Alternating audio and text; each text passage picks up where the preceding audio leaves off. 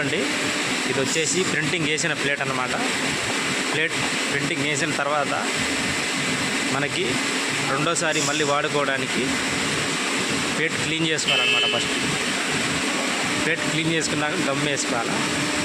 First అయితే plate అయితే clean చేస్తున్నారు, చూడొచ్చు మీరు ఒకసారి. మొత్తం 4 పక్కల మొత్తం క్లీన్ చేసుకోవాలన్నమాట. ఫస్ట్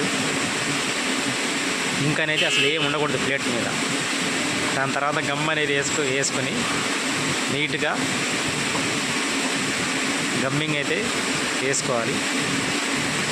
ఇదిగోండి ఇలాగ.